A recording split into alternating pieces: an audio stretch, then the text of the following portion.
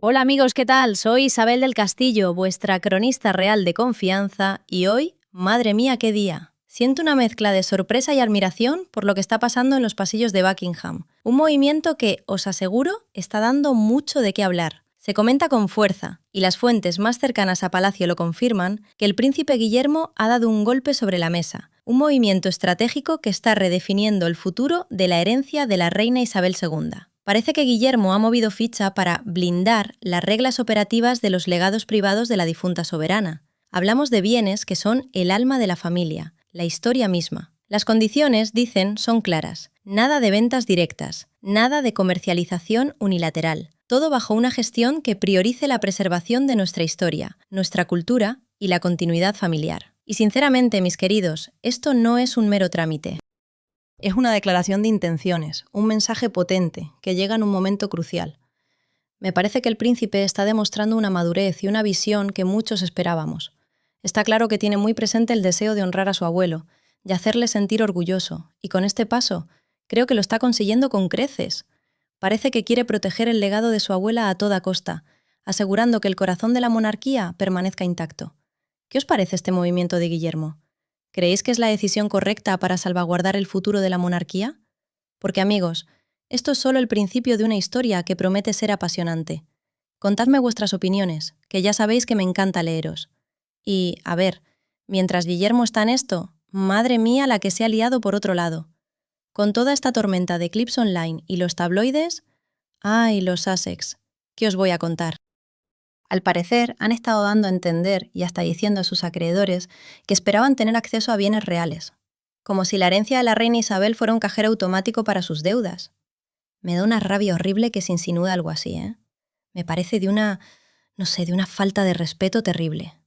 Pero a ver, la cosa se pone picante, porque al mismo tiempo sale otra historia, y esta sí que me gusta. Los abogados del príncipe Eduardo, ¡ay, qué bien por él!, han afirmado que algunos objetos que el rey, al parecer, pensaba que estaban disponibles, en realidad estaban designados para Eduardo en el testamento de la difunta soberana. ¡Claro que sí! Hablamos de la finca privada, partes de una colección personal, cuentas de inversión, cosas muy suyas de la reina. Y sí, esto está circulando por todas las redes sociales y vídeos de comentarios, aunque el palacio no haya sacado un inventario oficial. Y es que, claro, el contexto legal y administrativo importa, ¿eh? La reina Isabel II, al parecer, falleció en septiembre de 2022. Y la familia, siguiendo una tradición antiquísima, mantiene muchos testamentos y detalles de la herencia sellados. Por privacidad, por continuidad, como pasó con la herencia del duque de Edimburgo, ¿os acordáis? Eso complica muchísimo que la gente se ponga a difundir listas de bienes en redes sociales. Un lío, os lo juro. Mientras tanto, el rey Carlos III ha asumido sus responsabilidades, claro, y eso incluye la gestión de casas e ingresos de la corona. Pero la distinción entre lo que es propiedad de la corona, los ducados y la propiedad personal de la reina es muy sutil. Y fuera de los abogados, la gente lo malinterpreta con una facilidad pasmosa. Por eso, lo que ha hecho Guillermo desde que empezaron a inflarse esas afirmaciones online es pura táctica. Y sus asesores dicen que es necesario.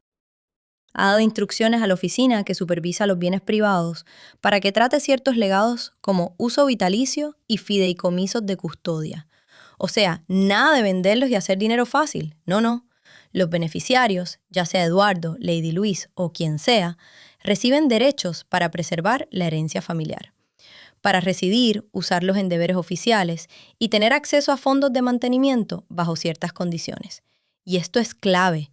Significa que ningún beneficiario puede vender esos bienes inmuebles para su propio beneficio sin el acuerdo del Consejo de Custodia y de los miembros superiores de la línea de sucesión.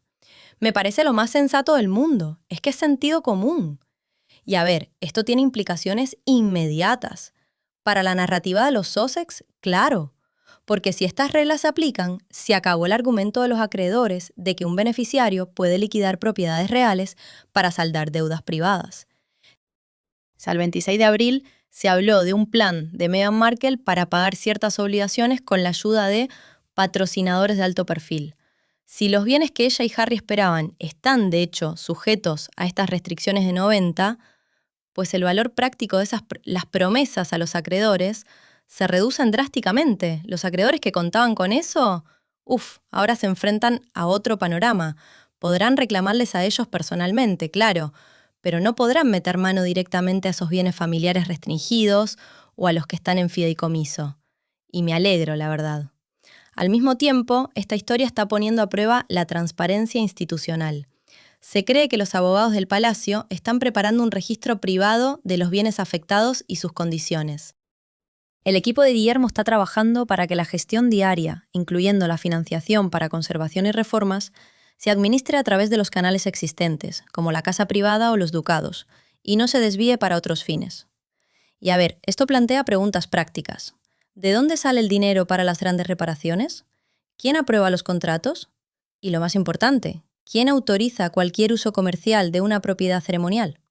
Las respuestas a estas preguntas decidirán si este episodio es una ráfaga reputacional corta o un arrastre legal largo y tedioso para la institución. Y yo espero que sea lo primero, por favor.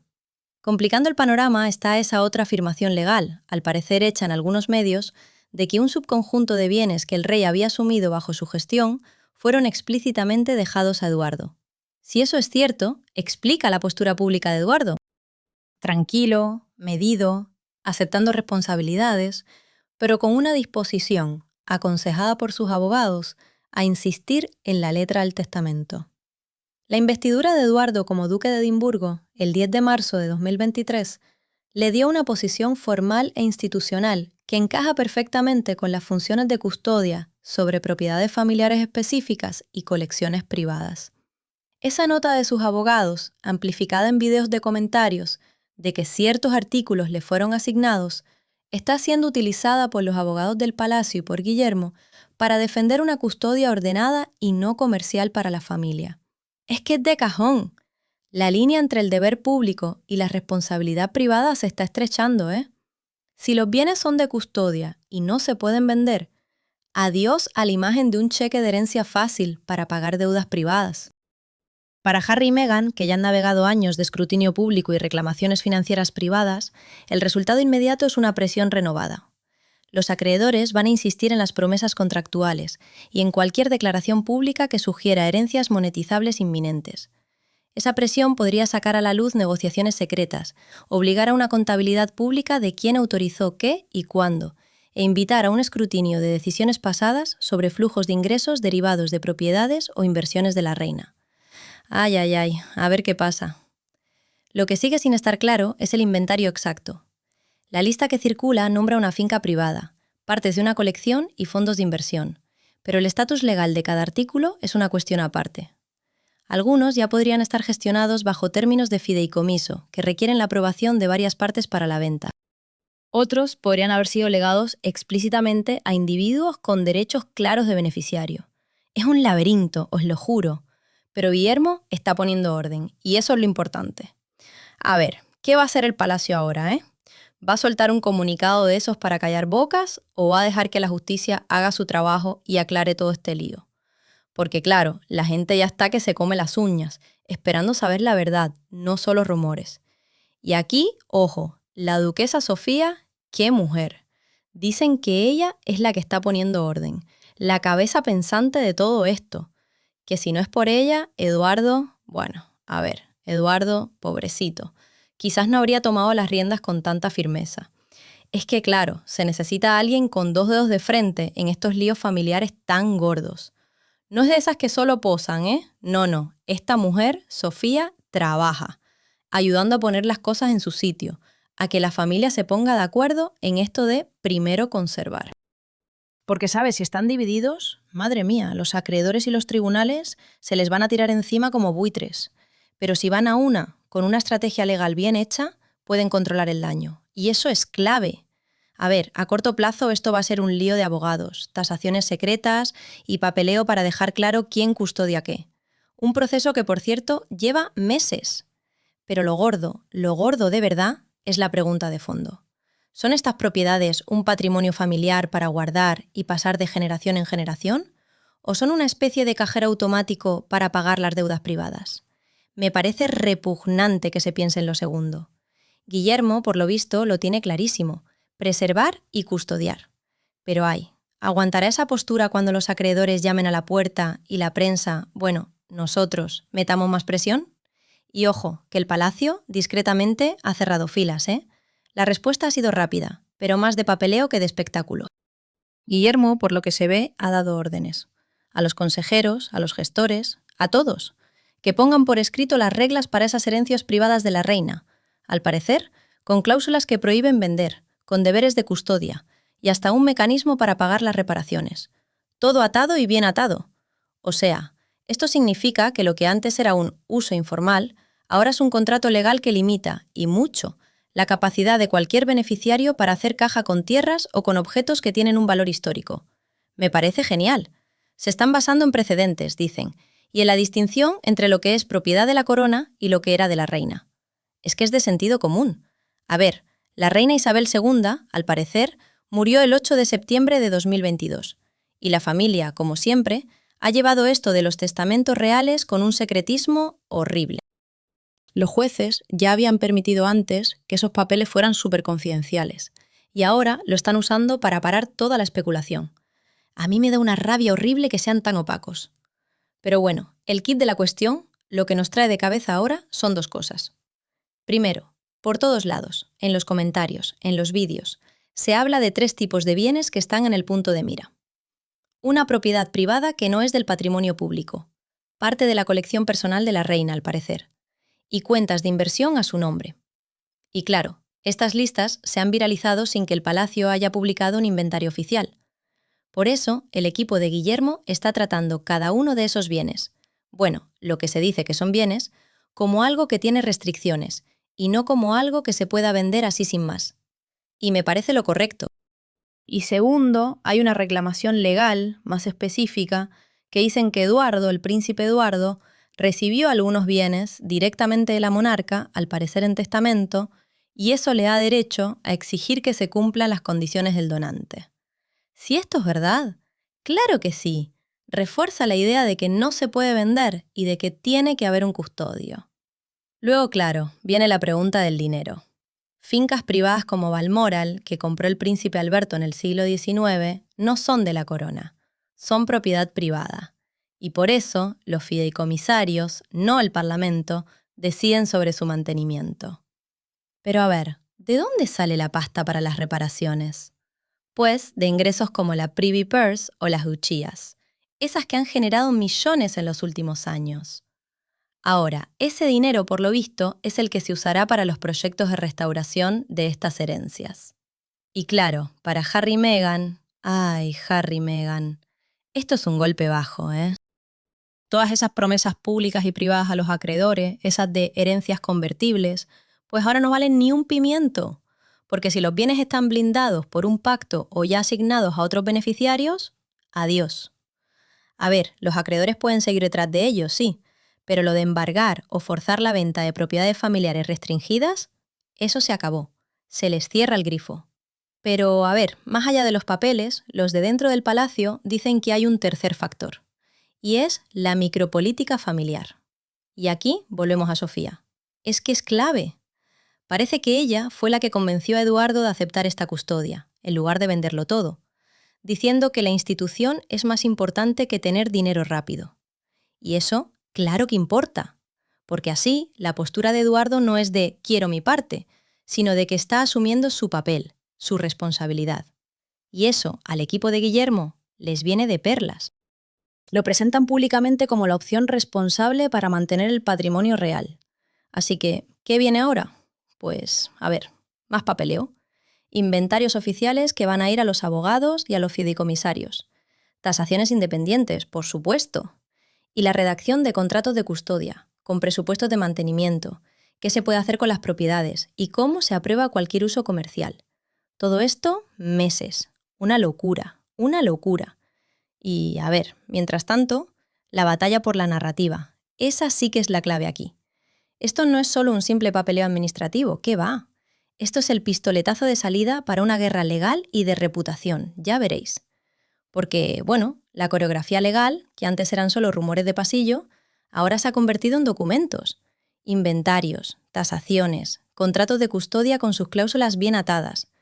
Todo eso, o sea, circulando entre los fideicomisarios, los administradores de fincas, los abogados, un rollo.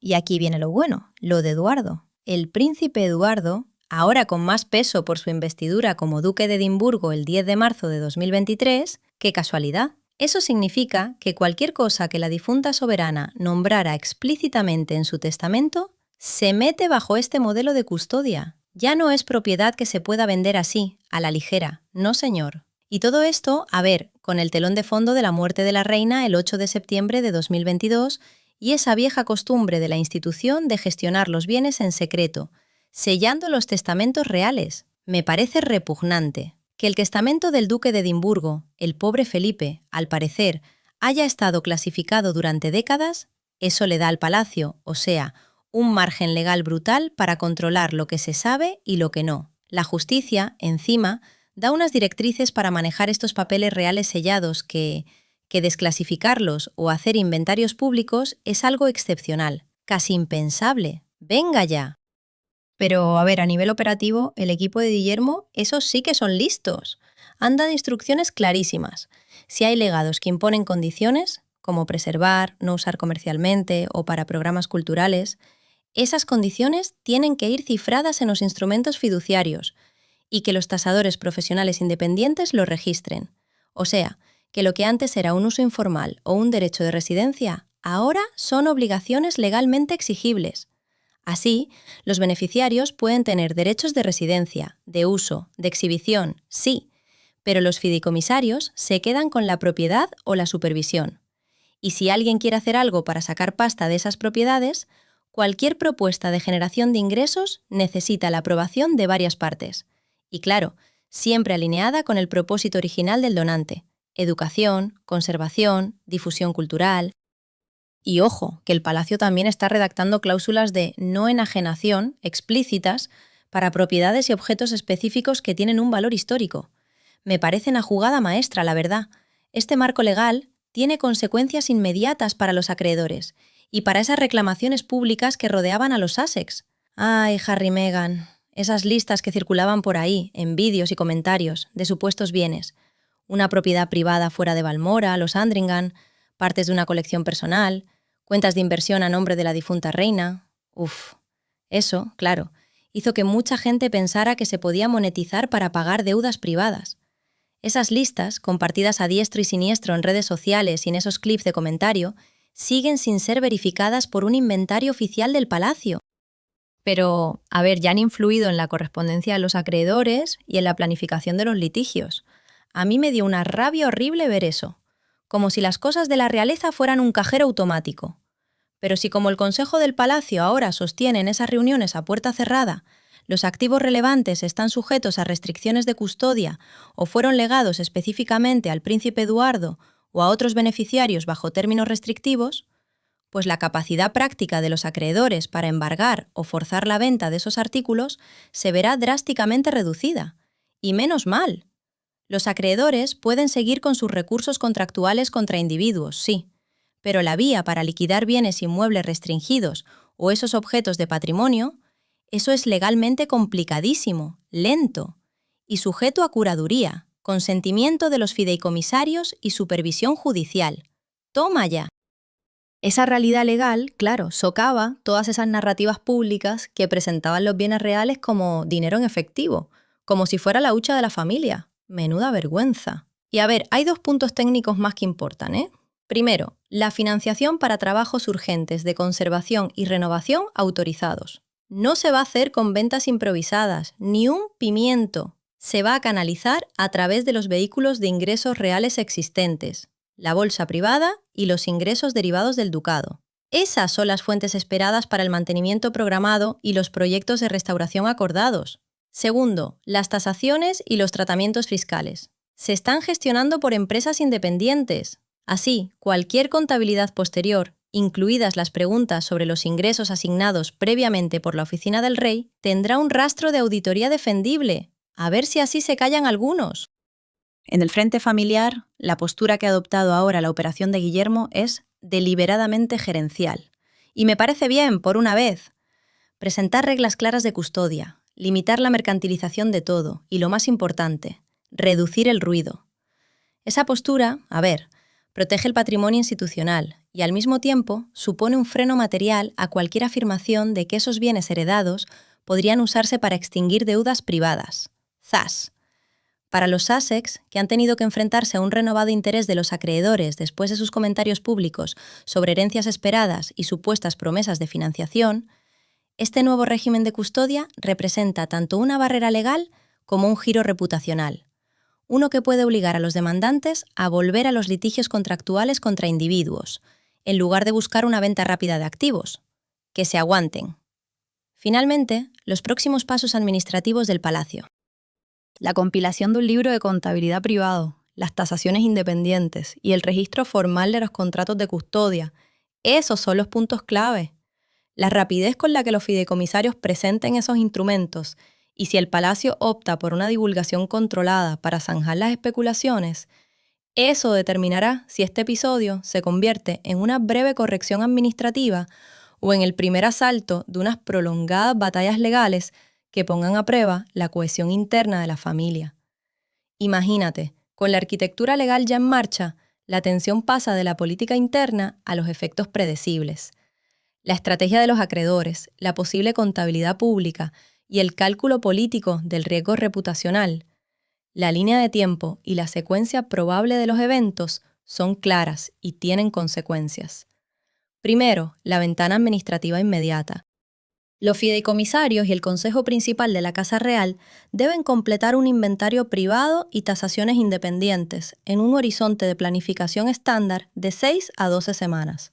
Ese trabajo identificará el estado del título, si es fiduciario o absoluto, cualquier acuerdo preexistente y las restricciones precisas del donante adjuntas a cada elemento listado en el testamento de la difunta soberana.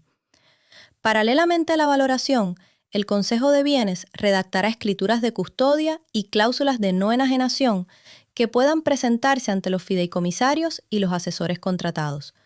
Estos instrumentos están diseñados para ser contractualmente vinculantes para los beneficiarios nombrados y para crear obligaciones exigibles con recursos de terceros en caso de incumplimiento, mandamientos judiciales, desacato, cumplimiento específico. Segundo, el vector de los acreedores. Los acreedores, ¡ay, qué ingenuos! O sea, si se fiaron de lo que salía en la prensa, de que aquí había patrimonio real convertible en dinero, pues se van a dar de bruces con la realidad. Porque legalmente, si hay una cláusula de no enajenación, o si el título lo tiene un fideicomisario, ya no hay vía directa. Se acabó lo de que el beneficiario prometa y el activo aparezca. Y bueno, en la práctica, las protecciones de patrimonio, eso lo complica todo. Retrasos, escrutinio judicial. O sea, si un prestamista pensó que iba a vender una casita familiar, un objeto histórico o una finca con título, se va a encontrar con los fideicomisarios, con 1000 condiciones, y seguramente con la resistencia de un juez que invocará la preservación cultural. ¡Qué cara dura! Claro, esto no borra las deudas privadas, ojo. Simplemente lo que hace es redirigir a los acreedores. Ya no van a por la propiedad directamente, no. Ahora van a por las reclamaciones contractuales contra las personas. O sea, órdenes de embargo, ejecuciones de garantías personales. Ya no es tan fácil convertir el patrimonio de la herencia en cash. Y me parece bien, que se enteren de que no todo es monetizable. Y luego, tercero, la pregunta del millón, la rendición de cuentas. Porque, la oficina del rey Carlos ha estado administrando algunas de estas propiedades desde que él subió al trono, ¿verdad? Pues ahora les van a preguntar, al principio en privado, claro, sobre los ingresos anteriores. ¿Dónde fue ese dinero? ¿Cómo se asignaron las rentas? Si resulta que esos ingresos de ciertas propiedades estaban registrados como disponibles para la oficina del soberano y luego se reasignaron o se quedaron con ellos, ahí vienen los problemas. Contabilidad retroactiva, una auditoría formal. Valuadores independientes, estados de cuenta de fideicomisos, opiniones legales, para ver si ese dinero, que al parecer se cogió de buena fe, ahora hay que reasignarlo o devolverlo. Me parece lo mínimo, que rindan cuentas. Y todo esto, podría acabar en un acuerdo interno, ¿no? Depende de lo que encuentren. Una restitución o compensación para los fideicomisarios de un beneficiario o un pacto negociado entre la familia para evitar juicios. Porque claro, Los juicios públicos son un horror para la imagen, y eso lo saben bien. Y cuarto, la dinámica familiar. Esto es lo que me fascina. La intervención de William, o sea, tiene un propósito doble, procesal y político. Procesalmente, impone un modelo de gobernanza que prioriza la conservación. Los beneficiarios usan y custodian, sí, pero los fideicomisarios tienen el título y la supervisión. Y para cualquier comercialización, a pasar por varias manos. ¡Qué horror! ¡Qué burocracia! Pero políticamente, el mensaje es disciplina y continuidad institucional. O sea que los bienes que representan el patrimonio nacional no son para pagar deudas privadas. No me digas. ¡Qué novedad! Esto, claro, coloca a Edward en el papel de custodio, no de liquidador. Y eleva la influencia de Sophie, que al parecer los de dentro dicen que fue ella quien guió a Edward para que aceptara estas obligaciones fiduciarias. Me parece genial. Una mujer sensata en medio de tanto despropósito. Y quinto, ¿qué podemos esperar y en qué plazos? A ver, los primeros actos de fideicomiso y las valoraciones, en meses. Los acreedores, que no se crean que se van a quedar quietos. Contramovidas, cartas de demanda, en cuestión de semanas. En cuanto salga algo público que sugiera valor convertible, allá irán. Y si hay litigios formales, meses y meses. ¿Y qué complejos serán? Dependiendo de la redacción de los testamentos, de la ley de fideicomisos, de las protecciones del patrimonio, un lío monumental. Si la auditoría encuentra ingresos mal asignados, pues remedios contables internos o acuerdos privados en unos 3 a 9 meses. ¿Una batalla judicial pública prolongada? Sí, es posible. Pero estratégicamente sería horrible para ellos. No quieren más daño a su imagen, por favor. Me parece lo más lógico del mundo. Y por último, el daño reputacional. Para Harry y Meghan, estas estructuras de custodia les quitan esa narrativa tan simple de herencia es liquidez. O sea, les complican un montón las reclamaciones de sus acreedores. ¡Qué fuerte! Para William y Edward, esta postura les da un guión de gobernanza que a los tribunales les encanta. Fideicomisarios, preservación, uso controlado. Para la institución, o sea. Todo este episodio subraya esa tensión entre las reclamaciones privadas de la familia y el interés público en el patrimonio cultural. Si esto termina en un acuerdo legal discreto o en un concurso público, dependerá de lo que quieran los acreedores y de la rapidez de los fideicomisarios y de si la familia quiere ir a los tribunales o arreglarlo todo en casa. Me parece que van a intentar evitar el escándalo a toda costa. Este régimen de custodia que ha metido el príncipe William, pues ya pasa de la política a la ejecución. Y las consecuencias, madre mía, ya están reconfigurando todo. La exposición legal, el mensaje de la familia, las estrategias de los acreedores. A los fideicomisarios se les ha dicho que traten los legados como derechos de administración, no como activos enajenables. Así que, a ver, los acreedores pierden el acceso fácil a la liquidación. Los beneficiarios usan, pero no venden. Y cualquier propuesta comercial, a pasar por un comité de gobernanza con múltiples partes. ¡Qué horror! Esa barrera legal reduce drásticamente el valor en efectivo a corto plazo de esos objetos que tanto se mencionan en los clips de redes sociales. Incluso cuando esos clips afirman que tienen un valor convertible. Qué pena para algunos, ¿eh? Al mismo tiempo, los equipos del Palacio están preparando un registro administrativo muy controlado. Claro, los abogados han encargado valoraciones independientes y están redactando actos de custodia que incluyen presupuestos de mantenimiento, usos autorizados, procedimientos de aprobación. El modelo de financiación es explícito. Reparaciones urgentes y conservación programada se financiarán con canales de ingresos ya establecidos. La bolsa privada y los ingresos del ducado, no con monetización ad hoc. Esto, a ver, evita que un beneficiario venda una propiedad histórica para pagar sus deudas privadas. ¡Qué horror! Y crea un rastro de auditoría defendible si surgen preguntas sobre distribuciones anteriores o flujos de ingresos gestionados por la Oficina del Soberano. Me parece una estrategia brillante para tapar agujeros. Y ese rastro de auditoría, ese es el próximo punto caliente. Si la contabilidad histórica muestra que la Oficina del Rey usó ingresos asociados a propiedades específicas, ahí la familia podría negociar mecanismos de restitución interna, transferencias a cuentas fiduciarias o paquetes de compensación formales para evitar los juicios públicos. Dios mío, el drama. Pero por otro lado, si las discrepancias son importantes y se disputan, podrían venir desafíos legales externos, forzando una rendición de cuentas públicas sobre asignaciones pasadas. ¡Qué vergüenza! Cualquiera de los dos caminos arriesga titulares prolongados y escrutinio judicial. Pero este modelo de administración les da tiempo y ventaja legal a la familia para arreglar las cosas en silencio. ¡Qué inteligentes! Públicamente, las respuestas están divididas, claro. Los partidarios dicen que las acciones de William son una tutela necesaria del patrimonio nacional. ¡Qué bonito! Los críticos, en cambio, lo ven como un control de daños defensivo para frenar las reclamaciones de los Sussex.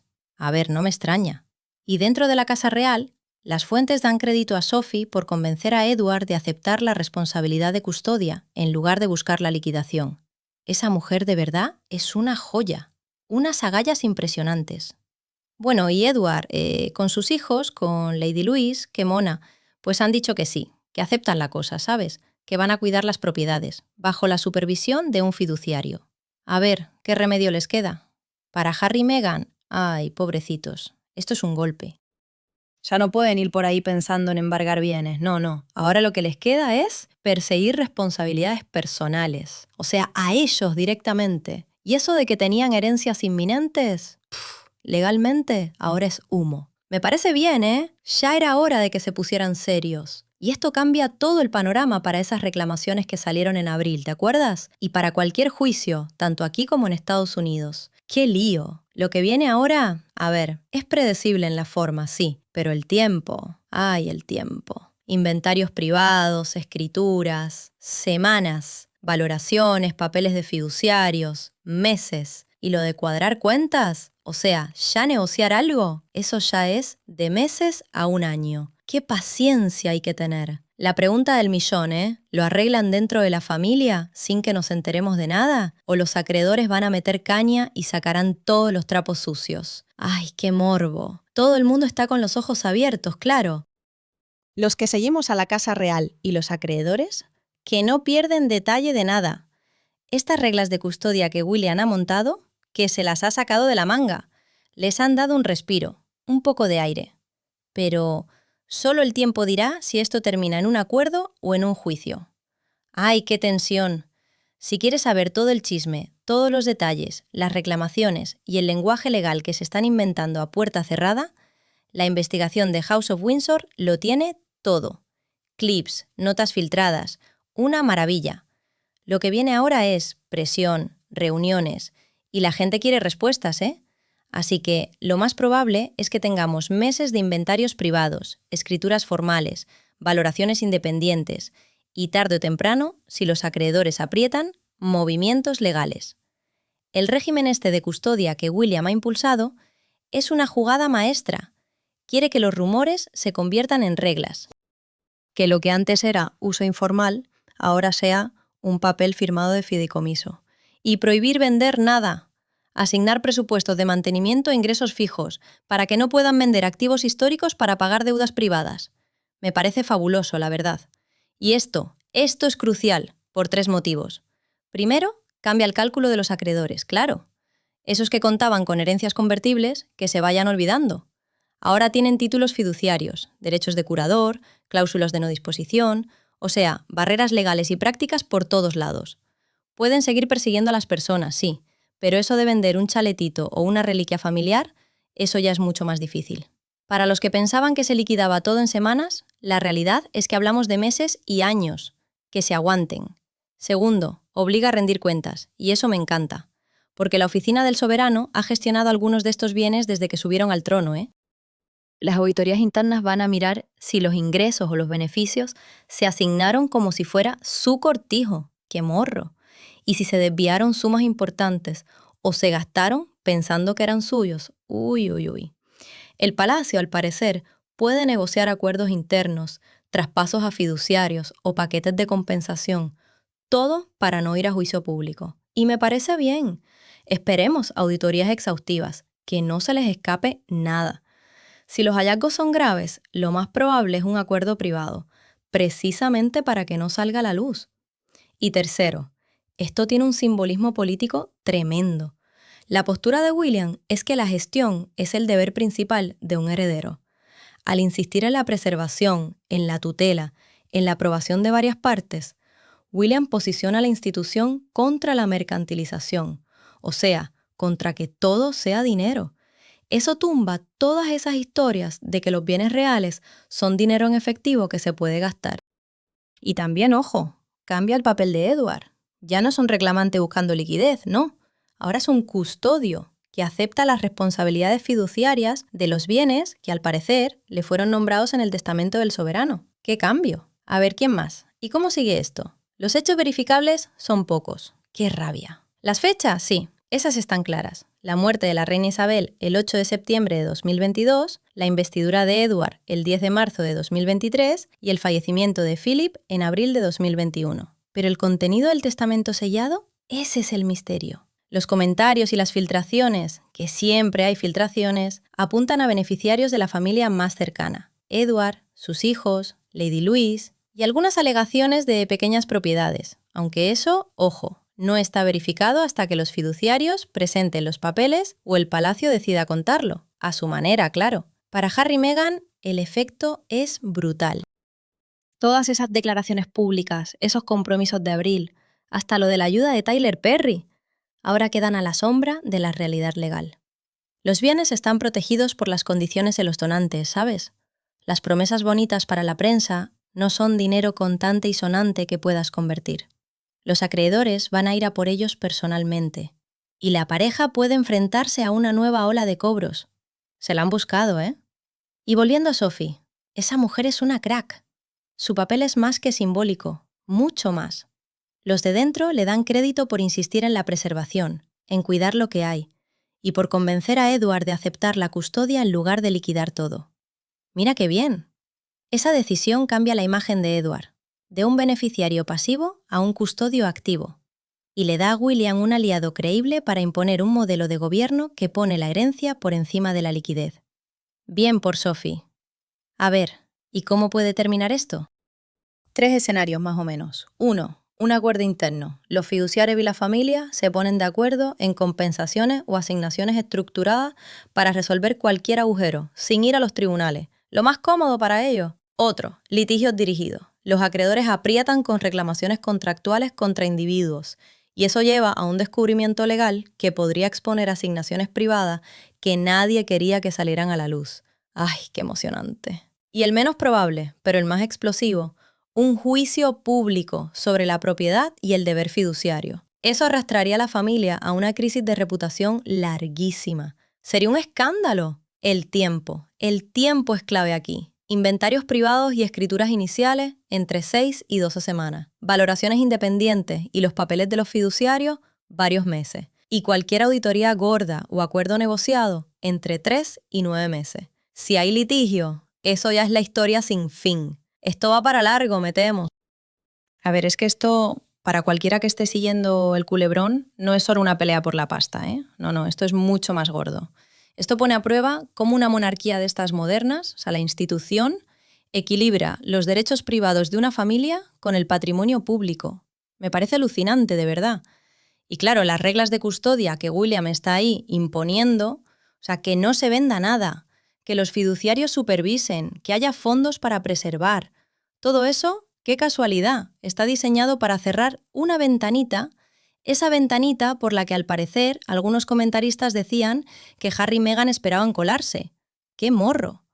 Ahora, si esas reglas se mantienen, si llegan a acuerdos internos o si los acreedores, que esos sí que no perdonan, fuerzan un ajuste de cuentas público, eso va a definir la narrativa legal y moral de la monarquía durante años. Madre mía, qué marrón. Y mira, si tú quieres cada documento, cada clip, cada línea de tiempo, todo comprobado y una reconstrucción minuto a minuto de las reclamaciones, qué pereza. La realidad legal, te lo digo yo, es mucho más que papeles. Es pura estrategia y muchas veces puro cuento chino.